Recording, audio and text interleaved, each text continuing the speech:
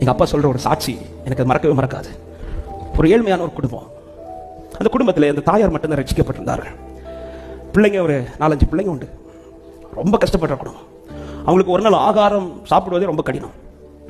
அவருடைய புருஷன் குடிகாரர், அவருக்கு ஆண்டவர் நாளே பிடிக்காது. ஆனால் இந்த சகோதரி தினந்தோறும் ஆலயத்துக்கு போகிறது, துதிக்கிறது, ஜெபிக்கிறது, இந்த காரியத்தில் ரொம்ப உறுதி. அவங்க ஒரு பொருத்தனை, ஒரு தீர்மானம் எடுத்திருந்தார்கள். என்ன தீர்மானம் என்றால், ஆண்டவரே ஒவ்வொரு மாதத்திலும் எனக்கு காணிக்கை போடுறதுக்கான பைசெல்லாம் கிடையாது ஆண்டவரே, ஆனால் நாங்கள் சாப்பிட்ற சாப்பாட்டில் ஒவ்வொரு நாளும் நாங்கள் சாப்பிட்ற அரிசியில் ஒரு பகுதியை நான் உங்களுக்குன்னு சேமித்து வச்சு மாத இறுதியில் நான் அந்த சர்ச்சில் கொடுப்பேன். இது அவருடைய பொருத்தனை. ஒவ்வொரு மாதமும் கர்த்தர் நடத்துகிறார். இப்பொழுது ஒரு நாள் வந்தது. அந்த நாள் என்னன்னா, அவங்க வீட்டில் சாப்பாட்டுக்கு ரொம்ப கஷ்டப்பட்டான். ரொம்ப கஷ்டம். 5 பிள்ளைங்க இருக்கிறாங்க.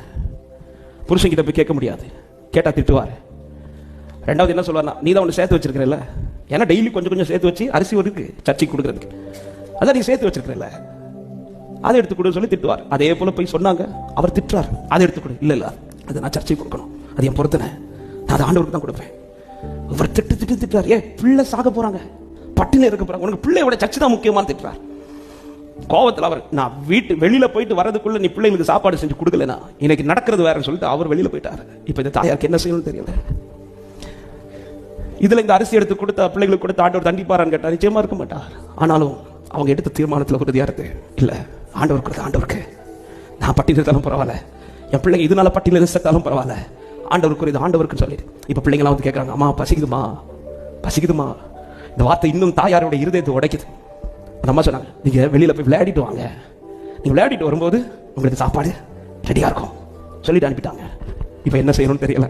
கொஞ்ச நேரத்தில் பிள்ளைங்க வந்து திரும்ப சாப்பாடு கேட்க போறாங்க. புருஷன் வந்து அடிக்க போறாரு. ஆண்டவரே சொல்லி பாதத்தில் இருந்து அவரை உயர்த்தி கொண்டிருந்த போது திடீர்னு ஒரு வேன் வந்து அவங்க வீட்டுக்கு முன்னாடி நிற்குது. அந்த வேனுக்குள்ள இருந்து ஒருத்தர் ஓடி வந்தார். அம்மா, உங்க வீட்டில் பிள்ளைங்க இருக்கிறாங்களா? ஆமா பிள்ளைங்க இருக்கிறாங்க. எத்தனை பிள்ளைங்க இருக்கு? 5 பிள்ளைங்க. எங்களுக்கு ஒரே ஒரு ஹெல்ப் பண்ண முடியுமாம்மா? என்ன சொல்லுங்க. இல்லை, நாங்கள் ஒரு காரியத்துக்காக ஒரு டீமா இந்த இடத்துக்கு வந்திருந்தோம். நாங்கள் சாப்பாடு செஞ்சு கொண்டு வந்திருந்தோம்.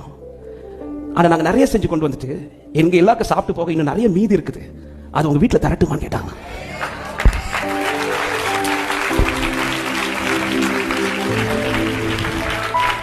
இந்த சகோதரி தாங்கன்னு சொல்லி 5 கூட்டு 3 குழம்பு கடைசியில் பாயசம் அவங்க கொடுத்துட்டு போயிட்டாங்க. திருப்தியா திருப்தியா திருப்தியா. கத்தர் கடுத்த காரியத்தில் நீ ஒழுங்கா இருந்தா உன்னை எந்த காரியத்தில் கையேந்த கத்தர் விட மாட்டார்.